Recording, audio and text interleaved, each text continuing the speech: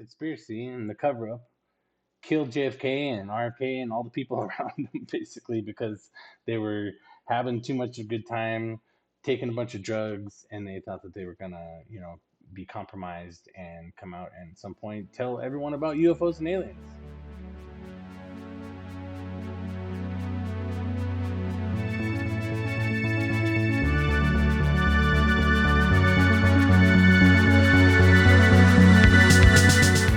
Make sure to like the video, subscribe to the channel, share with your friends. Go do it right now. Drop me a comment. Tell me how you think things are going. Come find me, x.com/shotdownmind. The sDm files, episode 12. We get started with Richard Dolan and Phillip Lavelle talking about the JFK files and the most recent releases and how all of that stuff has UFOs and aliens just sprinkled all throughout it. And, basically they say the parts of the American government and the conspiracy and the cover-up killed JFK and RFK and all the people around them, basically, because they were having too much of a good time, taking a bunch of drugs, and they thought that they were gonna, be compromised and come out and at some point tell everyone about UFOs and aliens. And that even Marilyn Monroe was basically threatening JFK and RFK that she was going to tell everyone about everything, including the aliens that they had both told her about. NewsNation, Ross Fuckum Coulthart, Reality Check, Sean Cahill, Dean Alito, The Alien Perspective. It actually turns out to be a pretty deep discussion about Sean and Dean's respective alien experiences and UFO experiences throughout their whole lives. And then we get into Sean's story of his Tic-Tac encounter when he's on the USS Princeton, and the new project that he's working on Dean with, where they're basically telling the alien and UFO stories, but from the alien perspective.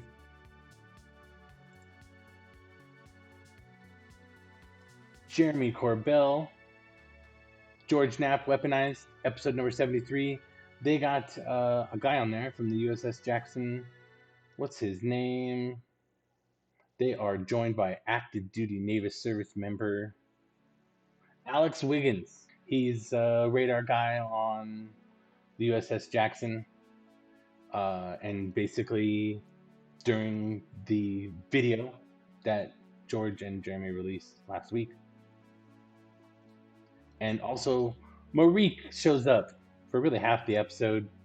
It's kind of like, since the video's been out for a week, everyone's been arguing about it. Marik has obviously and basically been smashing everyone down over all of its similarities, but also the things that are missing, like heat signatures, etc. So this was Marik's time to shine, and Marik is everywhere this week, so you're not going to miss out on anything that he's doing or saying. Area 52, Chris Ramsay, alien encounters with the real-life X-Files agent Nick Pope, debriefed episode 34, 2 hours of Chris Ramsay gold. Nick Pope is becoming one of my favorites. He's got a lot of stories, great history and origin story himself, and he's kind of fun to talk to on X. So he's got all those things going for him. Make sure to check out the interview. Next is going to be Henry Kissinger on Jesse Michaels. One of the best Jesse Michael episodes I could think of, honestly. It might be the best one in my opinion. It's an hour. It is everything, start to finish, of Henry Kissinger, and it is chock full of UFOs and aliens.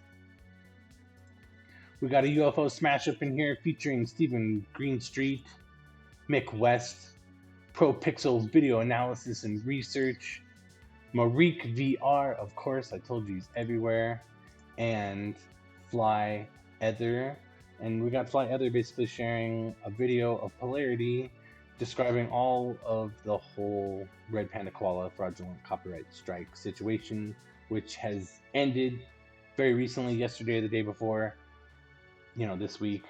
with Red Panda Koala getting their YouTube channel back.